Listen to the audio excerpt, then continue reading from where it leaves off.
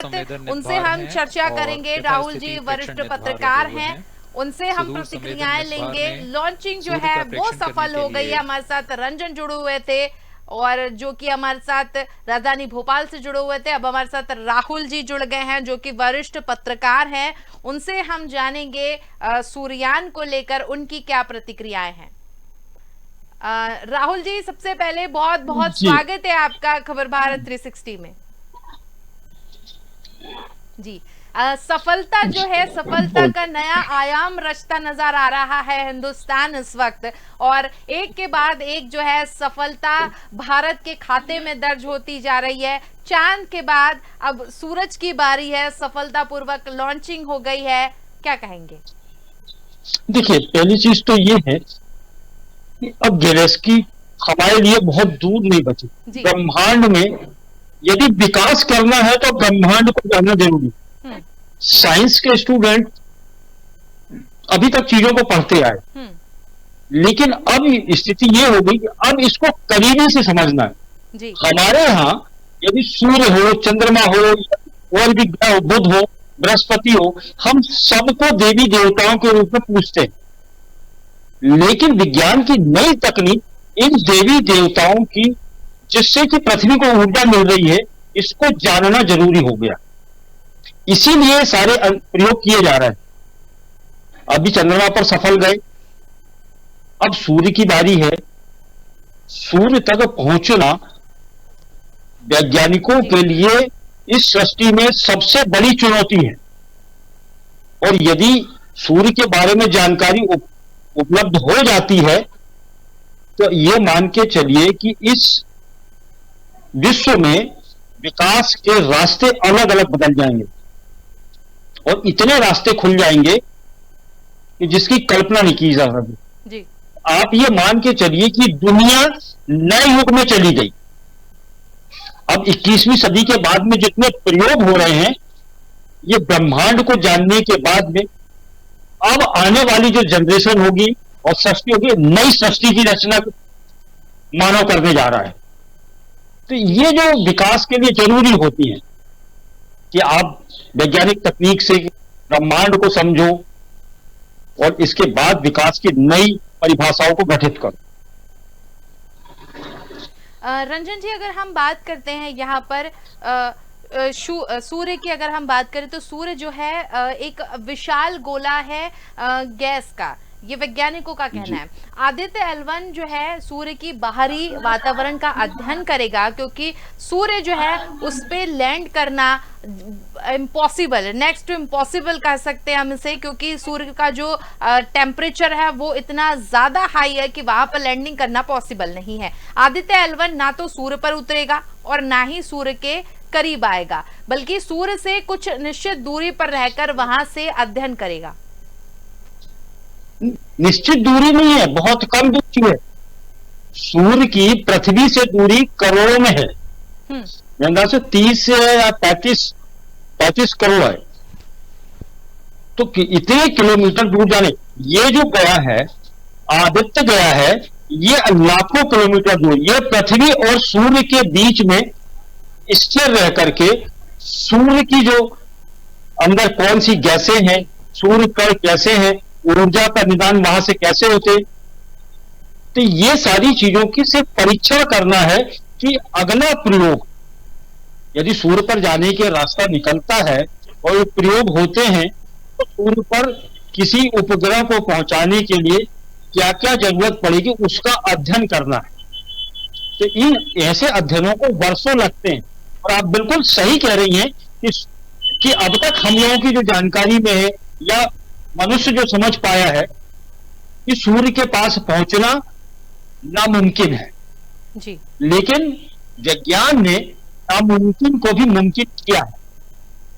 चंद्रमा पर आखिरकार पहुंचे, मंगल पर भी अभियान सफल हुआ, सूर्य पर भी अभियान आज नहीं कल वैज्ञानिक यहां सफल हो जाएंगे।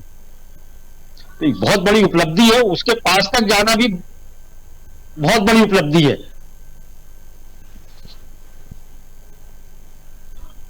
जी, राहुल जी, अगर हम बात कर रहे हैं यहाँ पर जिस तरीके से चंद्रयान की सफलता ने जो है देश को एक खुशी का एक जश्न मनाने का मौका दिया, वहीं सूर्ययान की भी जो है लॉन्चिंग हो गई है। एक निश्चित समय होगा जिसके बाद जो है वहां से रिजल्ट भी धीरे धीरे सामने आएंगे। लेकिन अगर हम वैश्विक स्तर पर सफलता की बात करें तो चंद्रयान के बाद से ही भारत की जो क्षमता है उसका लोहा दुनिया मानने लगी है। देखिए, पहली चीज तो ये आप ये समझिए कि ये आज का या कल का 2-3 वर्षों का प्रयास नहीं है।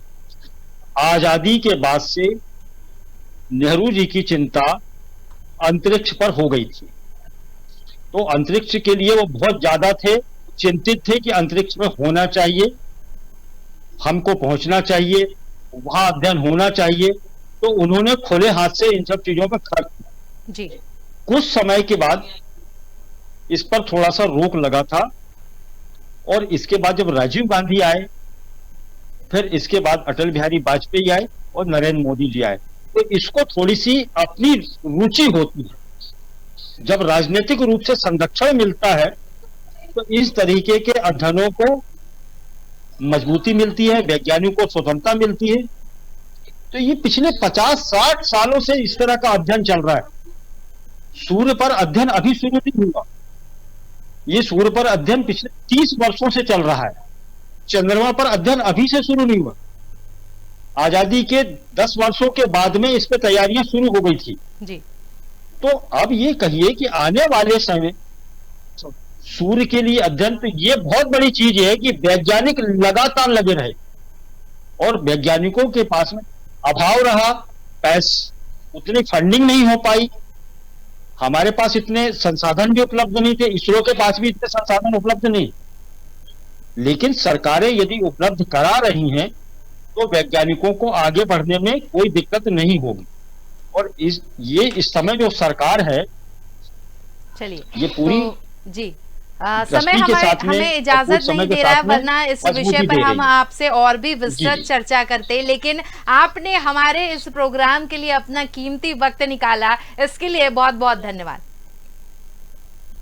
तो हमारे साथ वरिष्ठ पत्रकार राहुल रंजन जी जुड़े हुए थे, जिन्होंने हमारे साथ जो है अपना कीमती वक्त साझा किया। हम बात कर रहे हैं आदित्य L1 की। आज भारत ने सक्सेसफुली लॉन्च कर दिया है और पूरी दुनिया जो है इस वक्त भारत की तरफ देख रही है।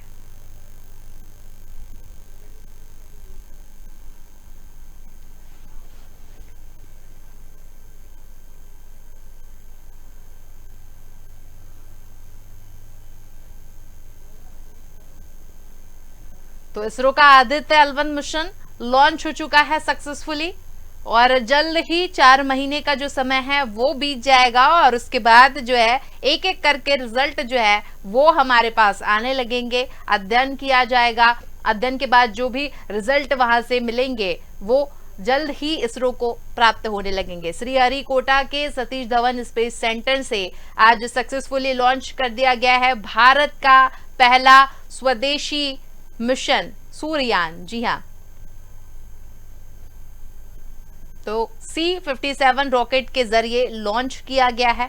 4 महीने का ये पूरा सफर होगा, जिसके बाद L1 पॉइंट तक पहुंचेगा सूर्ययान। यहां से जो है मिशन के थ्रू जानकारी इसरो तक भेजी जाएगी और अध्ययन किया जाएगा सूर्य की गतिविधियों का।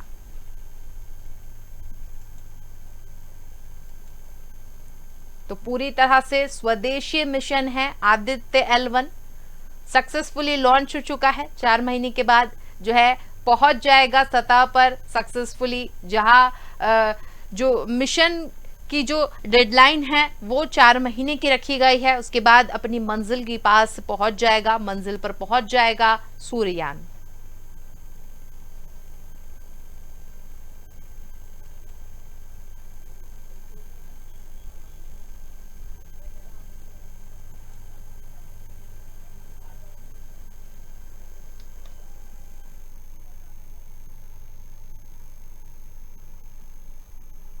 तो 4 पेलोड सूरज रखे जाएंगे, बाकी के 3 L1 पॉइंट के आसपास का अध्ययन करेंगे, क्योंकि इस मिशन को आदित्य L1 नाम भी खास वजह से दिया गया है।